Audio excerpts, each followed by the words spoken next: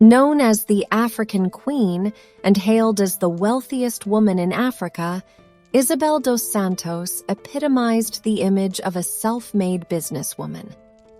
Throughout her father's 37-year reign over Angola, she held influential positions in the state-controlled diamond and oil trades, solidifying her prominence both within and beyond the continent. However, her fortunes have drastically changed in recent years.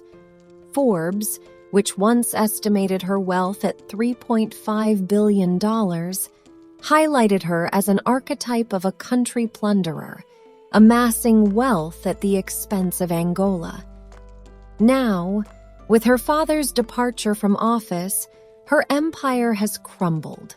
Burdened by corruption charges brought by her own country, frozen assets in 3 different nations, and a lawsuit claiming hundreds of millions of dollars in unpaid debts in a 4th nation.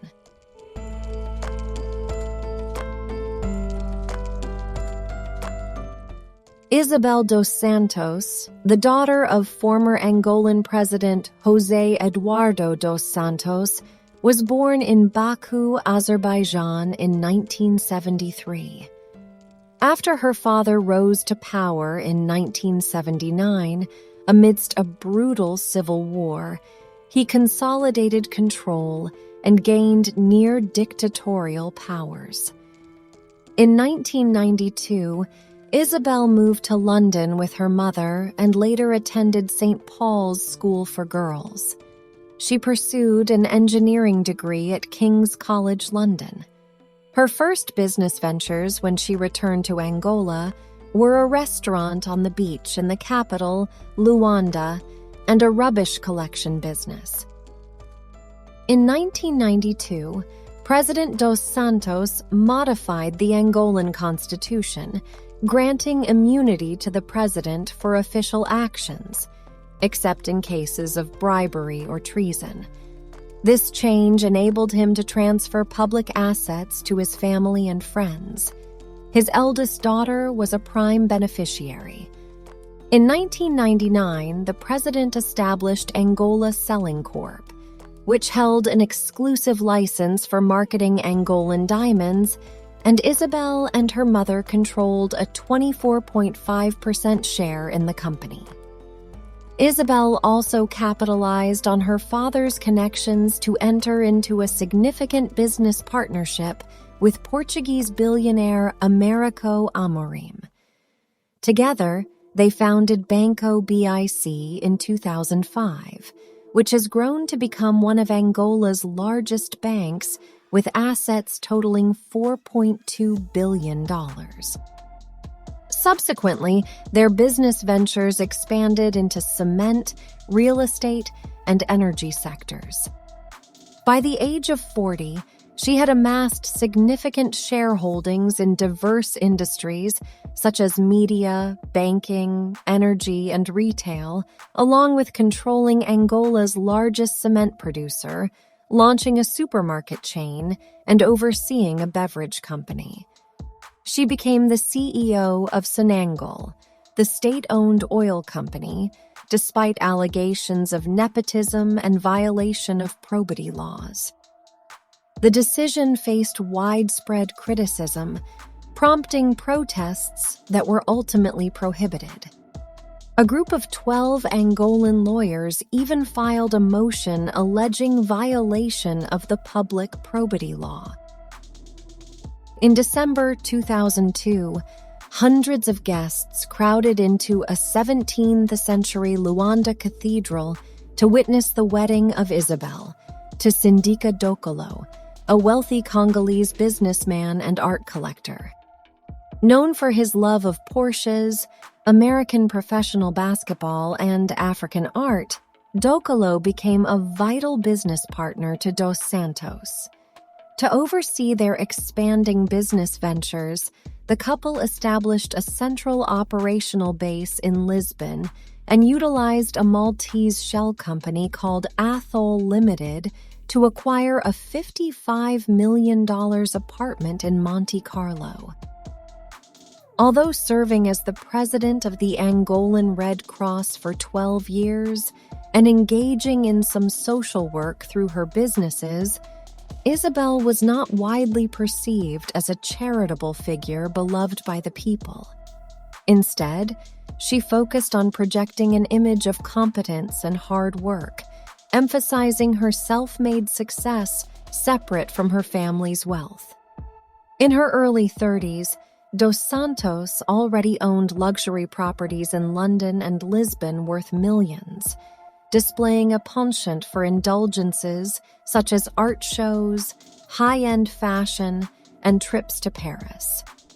Despite attributing her achievements to hard work, she was a prominent beneficiary of the vast profits generated by Angola's elite, particularly her father, through the exploitation of oil and other resources. Forbes highlighted that her major Angolan investments either came from acquiring shares in companies seeking business opportunities in Angola or through her father's influence as the president.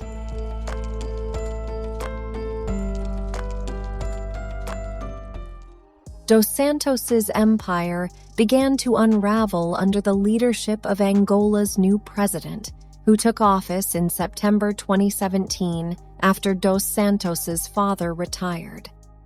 2 months into his tenure, he dismissed Isabel as the CEO of Sonangol. In December, an Angolan court froze her major assets, including banks, a telecom company, and a brewery.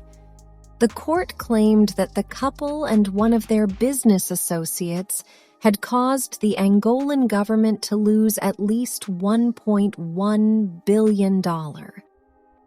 In January 2020, Angola's Attorney General charged Dos Santos and Dokolo with embezzlement and money laundering. What emerges, though, seems to be just the tip of the iceberg.